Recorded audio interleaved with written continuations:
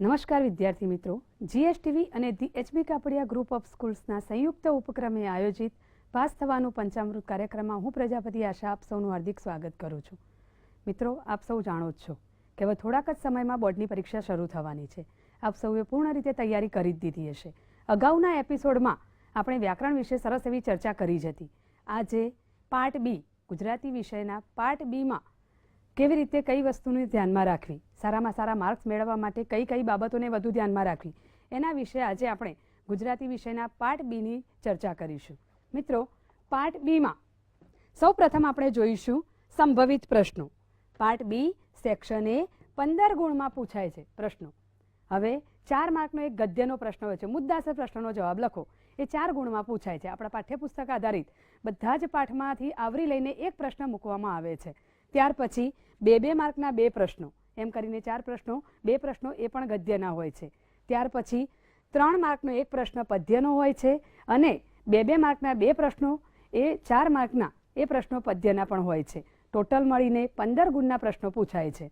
મિત્રો, પ્રશ્નના જવાબ કેવી રીતે લખવા, કઈ કઈ બાબતોને વધુ ધ્યાનમાં રાખવી, એ માટે આજે આપણે સંભવિત પ્રશ્નોની થોડી ઘણી ચર્ચા કરીશું. સૌ પ્રથમ પહેલો પ્રશ્ન, જક્ષણી વાર્તાનો અંત અથવા તો વિશીના મહારાજનું વર્ણન કરો. જક્ષણી વાર્તાનો અંત એવો પ્રશ્ન જ્યારે પૂછાતો હોય ત્યારે તમારે એક બાબતનું ખાસ ધ્યાન રાખવાનું કે અહીંયા આ વાર્તાના એમ કહેવા માંગે છે કે જક્ષણી વાર્તાના લેખક કોણ છે, તો રામનારાયણ વિશ્વનાથ પાઠક. સૌ પ્રથમ તો તમારે જમણી સાઈડની કોલમમાં એક વસ્તુને લખવી ખાસ જરૂરી છે. કર્તા, કૃતિ, સાહિત્ય પ્રકાર શેમાંથી લેવામાં આવ્યો છે અથવા તો એનું ઉપનામ શું છે એ તમારે લખવું ખૂબ જરૂર છે. અહીંયા છે જક્ષણી વાર્તાનો અંત, એટલે કે લેખક છે રામનારાયણ વિશ્વનાથ પાઠક, રાવી પાઠક. એમનું ઉપનામ છે દ્વિરેફ, શેષ, સ્વૈર વિહારી. સાહિત્ય પ્રકાર નવલિકા છે. શેમાંથી લેવામાં આવ્યો છે? દ્વિરેફની વાતોમાંથી લેવામાં આવ્યો છે. આટલું તો તમારે ફરજિયાત લખવું જરૂરી છે. સારામાં સારા માર્ક્સ મેળવવા હોય તો જો આ તમે સરસ રીતે લખશો તો માર્ક્સ સરસ રીતે આવવાના જ છે. ત્યાર પછી એ લખ્યા પછી એની અંદર મુખ્ય પહેલી એક લાઈનમાં એ લખવાનું કે જક્ષણી વાર્તામાં એવું કહેવામાં આવે છે કે પ્રસન્ન દાંપત્ય ભાવ રજૂ થયેલો છે. એ તો હોવું જ જોઈએ. જો એવા વાક્યોને તમે સુંદર રીતે લખી શકો છો તો તમે સારામાં સારા માર્ક્સ મેળવી શકો છો. પછી એના અંદર પાઠ્યપુસ્તકને આધારિત તમારું જે પાઠ્યપુસ્તકમાં જે આ પાઠમાં કહેવા માગે છે એના આધારે તમારે પ્રશ્નનો જવાબ લખવાનો છે. ત્યાર પછી બીજો પ્રશ્ન છે ચક્ષુશ્રવા શીર્ષક સ્પષ્ટ કરો. મેં અગાઉ તમને કીધું જ એ જ પ્રમાણે કર્તા, કૃતિ, સાહિત્ય પ્રકાર શેમાંથી લેવામાં આવ્યો છે એ લખવું ખૂબ જરૂરી છે. ચક્ષુશ્રવા, ચક્ષુ એટલે આંખો અને શ્રવા એટલે શ્રવણ કરવું, સાંભળવું, આંખથી સાંભળનાર.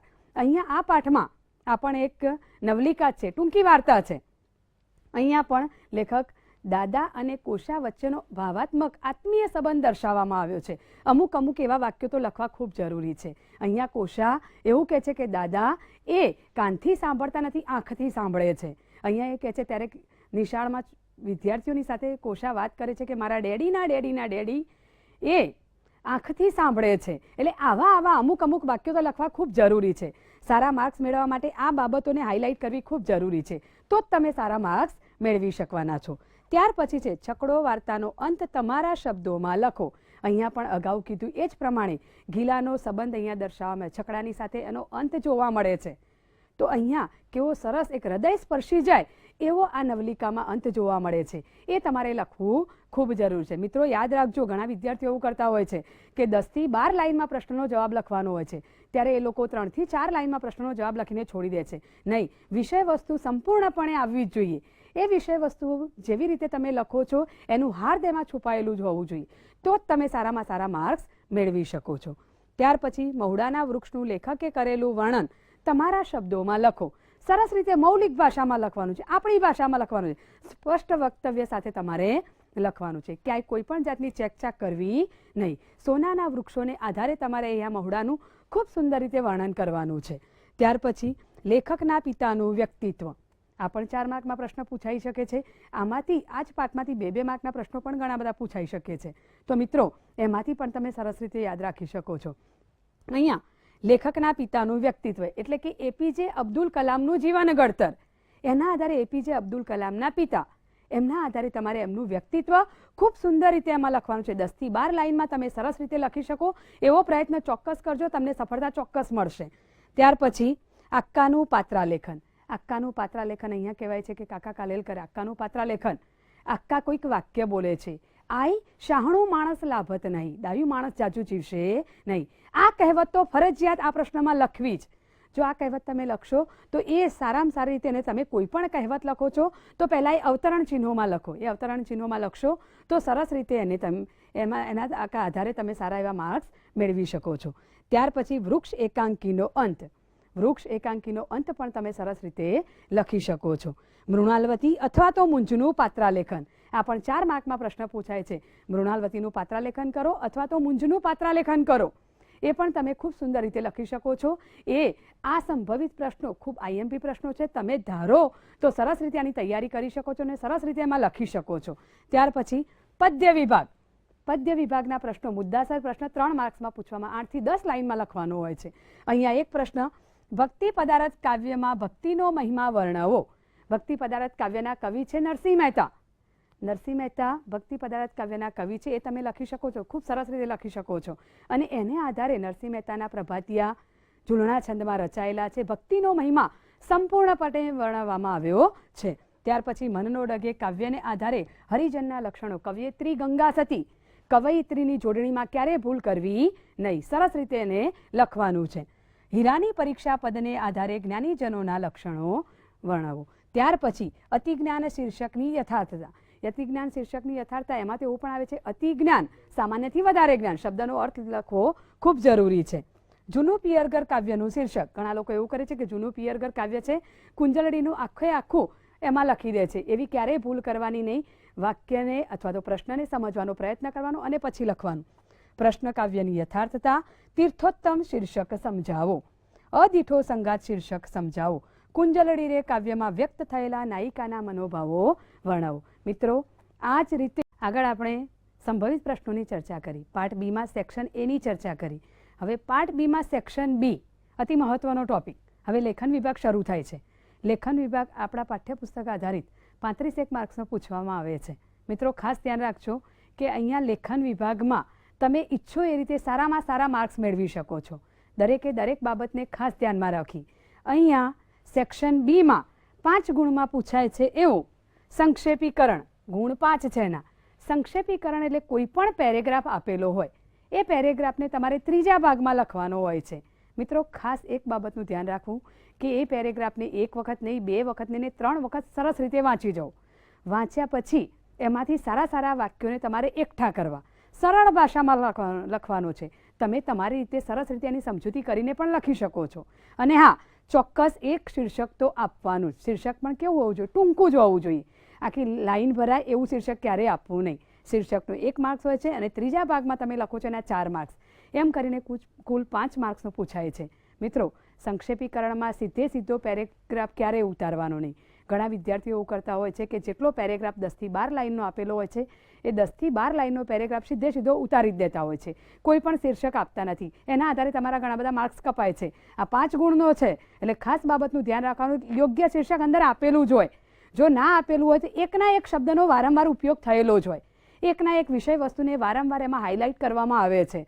એટલે એ જ વિષય વસ્તુને ધ્યાનમાં રાખીને યોગ્ય શીર્ષક આપવાનું. અને પેરેગ્રાફને 2 થી 3 વખત સરસ રીતે વાંચી લેવાનો. અમુક વાક્યોને એક બાજુ તારવવાના. એ તારવ્યા પછી જ એ પેરેગ્રાફ સરસ રીતે 3જો ભાગ એનો લખવાનો છે. શીર્ષક પણ સરસ રીતે આપવાનું. અને એના 3જા ભાગમાં ધારો કે 15 લાઇનનો પેરેગ્રાફ હોય, 10 લાઇનનો પેરેગ્રાફ હોય તો તમે એના આધારે 4.5 થી 5 લાઇન અથવા તો 6 લાઇન સુધી કરી શકો છો. એનાથી વધુ તમે પેરેગ્રાફમાં લખી શકતા નથી. જો તમારું જેટલું પણ લંબાણ વધુ હશે એટલા તમારા માર્ક્સ કપાઈ જશે. જો આખો પેરેગ્રાફ ઉતારશો તો 0 માર્ક્સ મળવાની શક્યતા. એટલે ખાસ એક જ બાબતનું ધ્યાન રાખવાનું કે આપણે અહીંયા 3જો ભાગ કરવાનો છે. સરળ ભાષામાં, સુંદર વાક્યોમાં સરસ રીતે લખવાનો છે. એ 3જો ભાગ લખશો તો ચોક્કસથી તમને 5 માર્કમાંથી સારા એવા માર્ક્સ મળવાના છે. ત્યાર પછી અર્થ વિસ્તાર. એ પણ 5 ગુણમાં પૂછાય છે. મિત્રો, અર્થ વિસ્તારમાં 2 પંક્તિ આપેલી જશે. એકના અથવામાં બીજો અર્થ વિસ્તાર. એમ 2 અર્થ વિસ્તાર આપેલા જશે. તમે સારામાં સારા 10 થી 15 લાઇનમાં સરસ રીતે લખી શકો એ જ અર્થ વિસ્તારને તમારે પસંદ કરવાનો. એક બાબતનું ખાસ ધ્યાન રાખજો કે તમે જે અર્થ વિસ્તાર લો છો એમાં તમે લખી શકો છો, તમે તમારા મૌલિક વિચારોને એમાં રજૂ કરી શકો છો તો જ તમે અર્થ વિસ્તારે પસંદ કરો. બાકી તમે 2 લાઇનમાં તમને એવું લાગે છે કે હું આ 2 લાઇનમાં સરસ રીતે લખી શકીશ અને અર્થ વિસ્તાર લખી અને 4 લાઇનમાં તમે છોડી દો છો તો એના માર્ક્સ તમને મળતા નથી. એટલે ખાસ એ બાબતનું ધ્યાન રાખવાનું, 10 થી 12 લાઇન અથવા તો 15 લાઇન તો ફરજિયાત થવી જ જોઈએ. અર્થ વિસ્તારને સરસ રીતે સમજવાનો, મૌલિક વિચારોમાં આપણી સરસ સ્પષ્ટ ભાષામાં આલંકારિક ભાષાનો ઉપયોગ કરવાનો નહીં. સરસ રીતે સમજી શકાય એ જ રીતે લખવાનું. પછી કોઈક અર્થ વિસ્તાર એવો હોય કે પરિશ્રમનું મહત્વ દર્શાવતો હોય તો કોઈ તમે સારા એવા મહાનુભાવના વાક્યો પણ તમે એમાં સારા એવા મહાનુભાવે કંઈક શબ્દો બોલેલા હોય એ પણ તમે લખી શકો છો. પણ એવા વાક્યોમાં તમે સરસ રીતે અવતરણ ચિહ્નમાં સારા એવા લખી શકો છો. પછી કોઈ સારા એવા સ્લોગન તમને આવડતા હોય તો પણ આમાં લખી શકો છો. કંઈક ઉદાહરણ, કંઈક સારા એવા કવિઓના, લેખકના નામ પણ એની રીતે તમે એ અર્થ વિસ્તારને અનુલેખીને જ તમે એમાં લખવાનું છે. તો મિત્રો, અહીંયા અર્થ વિસ્તાર જોઈશું. 5 ગુણમાં પૂછાય છે. સુખ સમયમાં છકી નવ જવું, દુઃખમાં ન હિંમત હારવી. સુખ દુઃખ સદા ટકતા નથી, એ નીતિ ઉતારવી. શું કહે છે અહીંયા? એવું કહે છે તમારે કોઈ પણ અર્થ વિસ્તાર લખો છો તો અર્થ વિસ્તારની પંક્તિ લખવી જરૂરી છે. એ પંક્તિ લખ્યા પછી તમારે એવું લખવાનું, નીચે શરૂઆત કરવાની કે ઉપરોક્ત પંક્તિને આધારે. એટલું તો તમારે લખવાનું જ. ઘણા વિદ્યાર્થીઓ એવું કરતા હોય છે કે પંક્તિ લખતા જ નથી હોતા, પણ પંક્તિ તો લખવી જરૂરી છે. પંક્તિ લખી અને પછી લખવાનું ઉપરોક્ત પંક્તિને આધારે. પછી તમારે સૌ પ્રથમ તો એનો અર્થ લખવાનો. અહીંયા કહે છે સુખ સમયમાં છકી ન જવું. વધારે સુખ આવે છે ત્યારે ક્યારે છકી જવું જોઈએ નહીં. દુઃખમાં ન હિંમત હારવી. દુઃખ આવે ત્યારે હિંમત પણ ના હારવી જોઈએ. દુઃખનો સામનો કરવાનો પ્રયત્ન આપણે ચોક્કસપણે કરવો જ જોઈએ. ત્યાર પછી સુખ દુઃખ સદા ટકતા નથી. કાયમને માટે સુખ દુઃખ રહેતા નથી. સુખ આવે છે તો પછી દુઃખ તો આવે છે, અને દુઃખ પછી સુખ તો આવવાનું છે. ઘટના પ્રમાણે તો બનવાનું જ છે. એ નીતિ ઉતારવી. એ નીતિ આપણા હૃદયમાં ઉતારીને જ આપણે આગળ કરવું જોઈએ. આ એનો અર્થ છે. પછી તમે એનો અનુવાદ કરો છો અને પછી એના આધારે તમને શું બોધ મળે છે એ તમારે લખવાનું. જો આ પ્રમાણે લખશો તો તમે સારામાં સારા માર્ક્સ મેળવી શકવાના છે. બીજો એવો અર્થ વિસ્તાર, સફળતા જિંદગીની હસ્તરેખામાં નથી હોતી, ચણાયેલી ઇમારત એના નકશામાં નથી હોતી. મિત્રો, આવા તો ઘણા બધા અર્થ વિસ્તાર છે કે જેને આધારે તમે તમારા મૌલિક વિચારોને ખૂબ સરસ રીતે લખી શકો છો અને સારામાં સારી રીતે 10 થી 15 લાઇનમાં તમે એને ઢાળી શકો છો. વાચક વાંચીને જ ખુશ થઈ જાય એવો અર્થ વિસ્તાર હોવો જોઈએ. અહીંયા કહે છે કે સફળતા જિંદગી, આપણી હાથની રેખાઓમાં સફળતા લખાયેલી નથી હોતી. કેમ? તમે કર્મ કરો તો તમને સફળતા મળવાની જ છે. હાથની લકીરોમાં જોઈને જો બેસી રહેવાથી જો સફળતા મળતી હોય તો એ નકામું છે. એવું ક્યારેય બનતું નથી. ચણાયેલી ઇમારત એના નકશામાં નથી હોતી. નકશામાં તો દોરેલું જ હોય કે આ તો દોરેલું છે, એમાં ઈંટ, સિમેન્ટ, રેતીનો ઉપયોગ થોડો થાય છે. એ તો દોરેલું છે. એને આધારે આપણે પણ કંઈક કરવું છે તો એની પાછળ પરિશ્રમ કરવો પડે છે, મહેનત કરવી પડે છે, તો જ સફળતા ચોક્કસ આપણને મળવાની છે. તમારે આવું તો લખવાનું છે. આપણા મહાનુભાવોએ ઘણી બધી મહેનત કરી છે, સફળતા પ્રાપ્ત કરી છે. એને આધારે તમે આમાં થોડા ઘણા વાક્યોને એડ કરી શકો છો. સારા એવા માર્ક્સ મેળવવા માટે અવતરણ ચિહ્નોમાં વાક્યોને લખવાના. અમુક વાક્ય એવા છે કે તમારે કંઈક સ્લોગન છે તો અવતરણ ચિહ્નોમાં લખશો, હાઇલાઇટ થાય છે. એને આધારે તમારા સારા એવા માર્ક્સ મળી શકવાના છે. તો મિત્રો, અહીંયા સેક્શન બી 5 ગુણનો સંક્ષેપીકરણ, 5 ગુણમાં અર્થ વિસ્તાર, ટોટલ મળીને 10 ગુણમાં પૂછાય છે. સેક્શન બી 10 ગુણમાં પૂછાય છે. એના પછી આગળ આપણે જોઈશું પત્રલેખન. પત્રલેખન 5 ગુણમાં પૂછાય છે. મિત્રો, પત્રલેખન લખતી વખતે ખાસ એક બાબતનું ધ્યાન રાખવાનું કે પત્ર કોઈ પણ એક જ આપેલો હશે, એના ઓપ્શનમાં બીજો પત્ર હશે નહીં. કોઈ પણ એક પત્ર મૂકેલો હોય એ પત્રને આધારે તમારે આગળ જવાનું છે. એક જ પત્ર હશે, એને સમજી વિચારીને લખવાનો છે. અહીંયા પત્ર 2 સ્વરૂપના પૂછાય છે. સૌપ્રથમ તો આપણે ચર્ચા કરીશું એક પત્રની કે તમારા મિત્રને જન્મદિનની શુભેચ્છા પાઠવતો પત્ર લખો. હવે મિત્રને જન્મદિનની શુભેચ્છા પાઠવવાની છે. આપણે જઈ શકવાના નથી, માટે જ આપણે પત્ર લખવાની જરૂર ઊભી થઈ છે. ધોરણ 9માં આપણે પત્ર તો લખી જ ચૂક્યા છીએ, ભણી ચૂક્યા છીએ. તો મિત્રો, પત્ર જ્યારે તમે લખો છો ત્યારે અમુક બાબતોનું, મિત્રને જન્મદિનની શુભેચ્છા પાઠવતો પત્ર, ધોરણ 9માં આપ ભણી ગયા છો કે પત્રલેખન કેવી રીતે લખો. અહીંયા 10મા ધોરણમાં એવું કહેવામાં આવે છે કે પત્રલેખનમાં સૂચના આપેલી હોય છે કે પત્રલેખનમાં કોઈએ પોતાનું નામ, સરનામું કે સહીનો ઉલ્લેખ કરવો નહીં. હવે ઘણા બધા વિદ્યાર્થીઓ એવું કરતા હોય છે કે પત્રમાં નામ સરનામું નહીં લખવું એટલે કોઈનું પણ નામ સરનામું લખતા નથી હોતા. મિત્રો, ક્યારે એવું કરવાનું નહીં. આપણી ઓળખ ઊભી ન થાય એટલા જ માટે અહીંયા જમણી સાઈડની કોલમમાં પ્રેષક તરીકે આપણે આપણું સરનામું લખીએ છીએ. એ જ સરનામું તમારે લખવાનું નથી. અહીંયા 2 રીતના તમારે પત્ર પૂછાય છે. એક ફેમિલિયર પત્ર અને બીજો ઓફિશિયલ પત્ર. ફેમિલી એટલે કૌટુંબિક સંબંધી પત્ર અને બીજો કાર્યાલય સંબંધી પત્ર. એવી રીતે 2 રીતના પત્ર પૂછાય છે. અહીંયા પત્રમાં એવું કે પત્રમાં નામ સરનામું નહીં લખવું, એટલે તમારે પ્રેષક તરીકે આપણું સરનામું જમણી સાઈડની કોલમમાં લખવાનું નથી. અહીંયા તો એવું કહે છે કે તમારા મિત્રને જન્મદિનની શુભેચ્છા પાઠવતો પત્ર લખો. એટલે જન્મદિનની શુભેચ્છા પાઠવવાની છે, આપણે જઈ શકવાના નથી ને આપણે પત્ર લખવાનો છે. તો આ તમારો કૌટુંબિક સંબંધી પત્ર છે. તો એને આધારે આપણું એડ્રેસ લખવાનું છે, આપણું સરનામું ના આવે એટલા માટે જમણી સાઈડની કોલમમાં ફક્ત ને ફક્ત તારીખ લખવાની. અહીંયા તો કોને લખવાનો છે? તો મિત્રને પત્ર લખવાનો છે. એટલે કોઈ પણ જગ્યાએ તમારે સરનામું તો લખવાનું નથી. અહીંયા તમારે સરનામું લખવાનું નથી, એટલે પ્રિય મિત્ર કરી અને 3 વિભાગમાં પત્ર લખવાનો છે. ત્યાર પછી અહીંયા આ પત્ર લખો છો. એવી જ રીતે દૂધસાગર ડેરીની મુલાકાત માટેની મંજૂરી માંગતો પત્ર. અહીંયા આ અરજી સ્વરૂપનો પત્ર છે. હવે અહીંયા પણ એવું લખવામાં આવ્યું કે પત્રમાં નામ સરનામું લખવું નહીં. તો મિત્રો, પ્રેષક તરીકે આપણું સરનામું નહીં લખવાનું, પણ દૂધસાગર ડેરીને પત્ર લખવાનો છે. તો તમે કોને પત્ર લખી રહ્યા છો તો એનું સરનામું તો ચોક્કસ આવવું જોઈએ, પણ એ ડાબી સાઈડની કોલમમાં તમારે એનું સરનામું લખવાનું છે. સૌ પ્રથમ તો અહીંયા જમણી સાઈડની કોલમમાં ફક્ત ને ફક્ત તારીખ અને ડાબી સાઈડની કોલમમાં અહીંયા પ્રતિ કરવાનું, પછી લખવાનું કે મેનેજર શ્રી દૂધસાગર ડેરી મહેસાણા, આટલું લખીને અલ્પવિરામ, પૂર્ણ વિરામ, એના વિરામ ચિહ્નોની ખાસ ધ્યાન રાખવાની. આટલું લખી અને પછી તમારે વિષયની શરૂઆત કરવાની. કે વિષય, તો વિષય અહીંયા છે કે દૂધસાગર ડેરીની મુલાકાત માટેની મંજૂરી માંગતો પત્ર છે. તો એ વિષય તમારે લખી અને પછી સંબોધન કરવાનું છે, માનનીય શ્રી એમ કરીને તમારે લખવાનું છે. પણ યાદ રાખવાનું કે અહીંયા 2 જ પેરેગ્રાફમાં તમારે પત્ર લખવાનું છે. જ્યારે તમે કૌટુંબિક સંબંધી પત્ર લખો છો તો એ 3 વિભાગમાં માળખા અનુસાર એનો આરંભ, મધ્ય ભાગ અને અંત ભાગ કરવાનો છે. અને અહીંયા તો ફક્ત 2 જ પાર્ટમાં તમારે પત્ર લખવાનો છે અને તમે એ રજૂઆત એવી રીતે સરસ રીતે વિનંતીપૂર્વક રજૂઆત તમારે કરવાની છે. તો જ તમારી અરજી સ્વરૂપનો પત્ર સારો એવો ગણાય છે. મિત્રો, એ જ રીતે તમારા વિસ્તારમાં ઠેર ઠેર ગંદકી દૂર કરવા વિનંતી કરતો પત્ર લખો.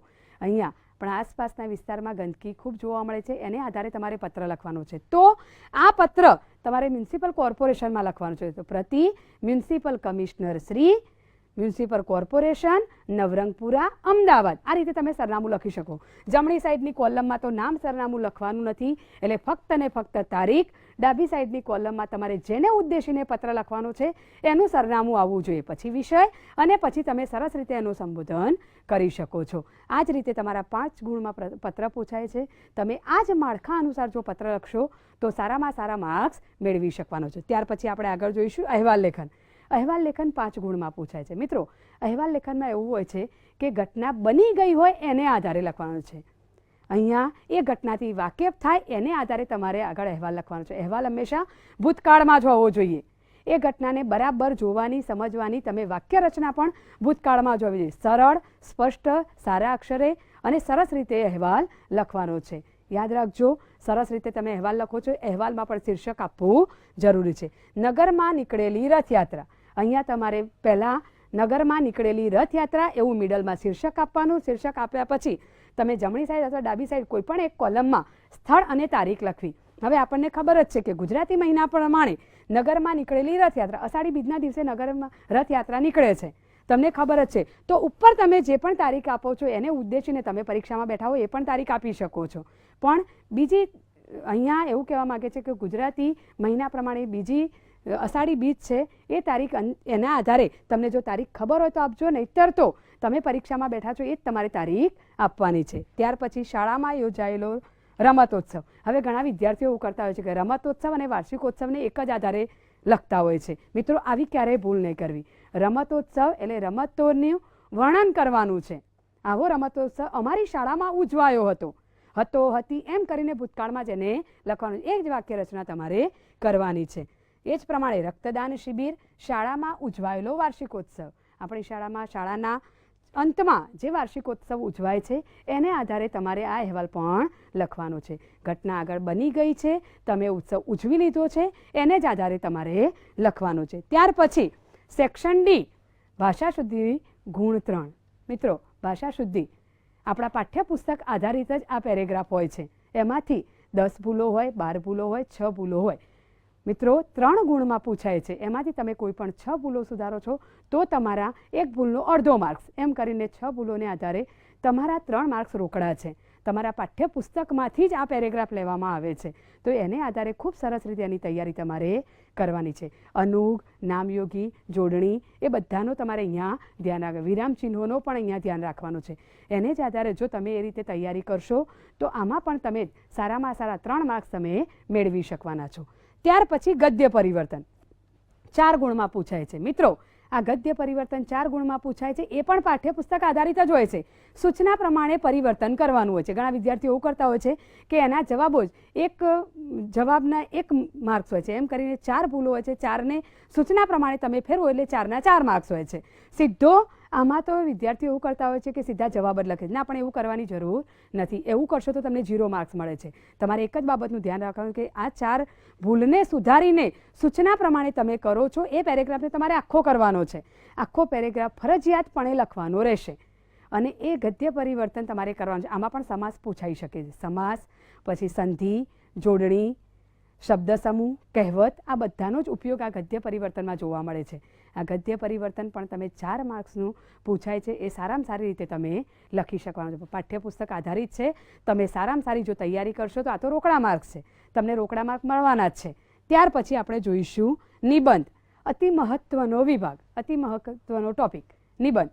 સારામાં સારા, વધારેમાં વધારે માર્ક્સ મેળવી શકો તો નિબંધમાં આપણી મૌલિક ભાષામાં લખવાનો હોય છે.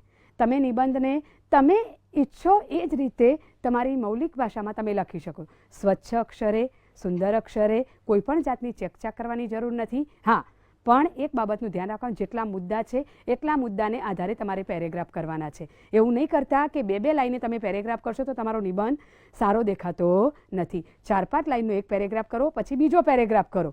એ જ રીતે અહીંયા જુઓ, સ્વચ્છતા અભિયાન. અત્યારે હાલ તો સ્વચ્છતા અભિયાનનું જોશમાં કામકાજ ચાલી રહ્યું છે. નરેન્દ્ર મોદીજીએ સરસ રીતે એની માટે અભિયાન ઝુંબેશ હાથ ધર્યો છે. તો મિત્રો, આવા નિબંધો પૂછાઈ શકે છે. ત્યાર પછી નારી તું નારાયણી. આપણા પાઠ્યપુસ્તક આધારિત નારી વિશે ઘણા બધા પાઠ છે. એટલા જ માટે આવો નિબંધ પણ પૂછાઈ શકે છે. મારો યાદગાર પ્રવાસ, એ પણ નિબંધ પૂછાઈ શકે છે. મિત્રો, બને ત્યાં સુધી આપણા પાઠ્યપુસ્તક આધારિત જ તમે સરસ રીતે તૈયારી કરી શકો છો. આજે આપણે 50 ગુણના પાર્ટ બીની આપણે ખૂબ સરસ રીતે ચર્ચા કરી. મિત્રો, સારામાં સારા ગુણ મેળવવા માટે તમે જેટલું બને તેટલું સારામાં સારા મેથડથી તમે એને સમજવાનો પ્રયત્ન કરજો. ચોક્કસથી સારામાં સારા જ ગુણ મેળવશો. તો મિત્રો, આજે આપણે 50 માર્કની જે તમને સમજૂતી આપી એના આધારે તમે સારા માર્ક્સ મેળવી શકો એ અપેક્ષા સાથે જોતા રહો પાસ થવાનું પંચામૃત.